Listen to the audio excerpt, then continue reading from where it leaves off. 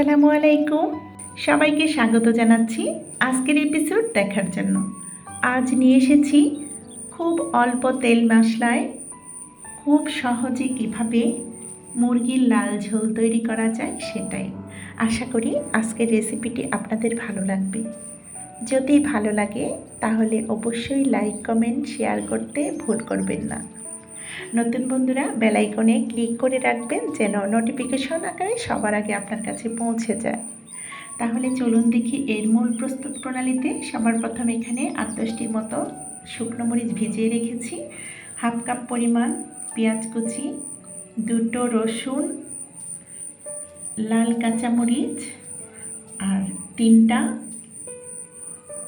লাল tomato ছোটো করে cube করে কেটে নিয়েছি। এরপর এখন চিকেনটা আমি আমার পছন্দ শেপে কাট করে নিয়েছি। ভালোভাবে নর্মাল পানি দিয়ে বেশ কয়েকবার ধুয়ে পানিটা ঝরিয়ে একটা মিক্সার বলে ঢেলে নিয়েছি। এখানে সামান্য একটু লবণ ও 1 ফালি লেবুর রস দিয়ে আমরা ম্যারিনেট করে রেখে দেব, তাহলে কিন্তু বাজে একটা স্মেল আসবে না।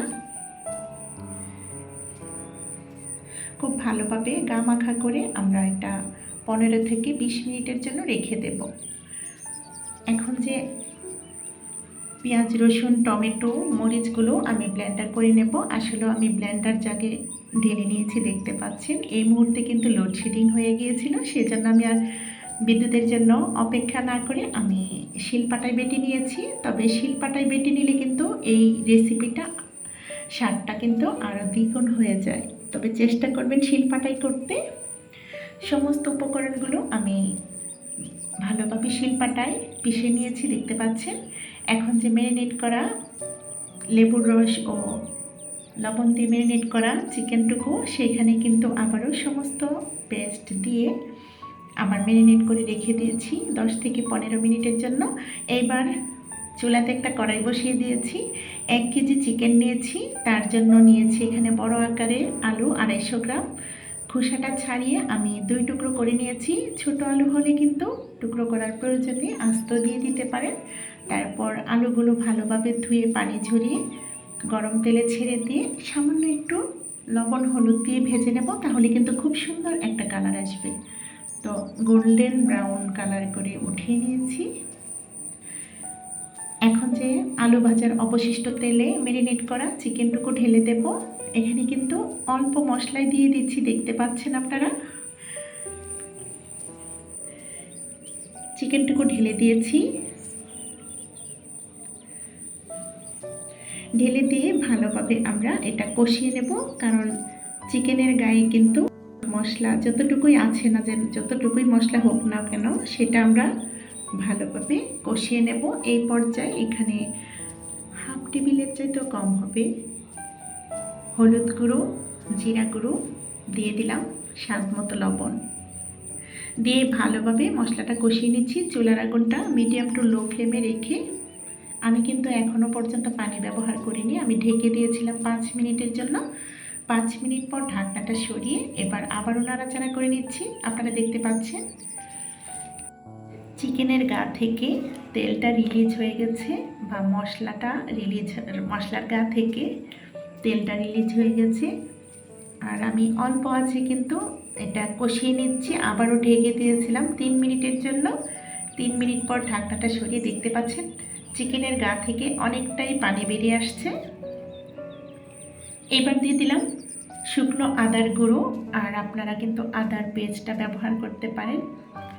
শুরুতেই ম্যারিনেশনের সময় যখন আমরা পেস্ট তৈরি করে নিয়েছিলাম তখনই আদার কুচি দিয়ে দিতে পারেন। এইবার কিন্তু ভেজে নেওয়া আলুগুলো দিয়ে দিলাম। এখন দিয়ে দিচ্ছি টালা জিরার গুঁড়ো আর গরম মশলার গুঁড়ো 2 চা চামচ পরিমাণ। এইবার একটু নাড়াচাড়া করে এখন গরম পানি দিয়ে দিচ্ছি পর্যাপ্ত পরিমাণ। যেহেতু এটা চিকেন লাল ঝোল, সেজন্য আমরা ঝোলের পরিমাণটা বেশি রেখেই তৈরি করব। তারপর 10 মিনিট জাল করে নেওয়ার পর চুলার আগুনটা বন্ধ করে দিয়েছি। আলহামদুলিল্লাহ মুরগির লাল ঝোল রেসিপিটা হয়ে গেছে। দেখুন ফাইনাল লুক। এবার আমি সার্ভ করে দেখিয়ে দিচ্ছি একটা মাটির বাটিতে। দেখতে না যতটুকু লোভনীয় ছিল, খেতে দুর্দান্ত স্বাদের হয়। এটা কিন্তু কোনো ফোড়ন দেওয়া হয়নি বা হাতে মেখেও না, এক প্রকার এটা ব্যতিক্রম ধর্মী একটা রেসিপি। একবার হলো ট্রাই করে দেখতে পারুন, আমি আশাবাদী আপনাদের ভালো লাগবে। খুব সহজভাবে আমি বরাবরের মতো আজকের রেসিপিটাও আমি আপনাদের সঙ্গে শেয়ার করেছি। আশা করি রেসিপিটি আপনাদের ভালো লেগেছে। যদি ভালো লাগে একবার হলো ট্রাই করতে পারুন, আর কমেন্টে অবশ্যই জানিয়ে যাবেন রেসিপিটা কেমন হয়েছে। এটা রুটি, পরোটা, সাদা ভাত, পোলাও সব কিছুর সঙ্গেই কিন্তু সার্ভ করা যায়। তো পরবর্তী ভিডিও দেখার আমন্ত্রণ রেখে আপনাদের সবার সুস্বাস্থ্য কামনা করে আজকের মতো ভিডিওটা এখানেই শেষ করব। সবাই ভালো থাকবেন, সুস্থ থাকবেন, আমাদের পাশে থাকবেন, আমাদের জন্য দোয়া করবেন। আল্লাহ হাফিজ। আসসালামু আলাইকুম।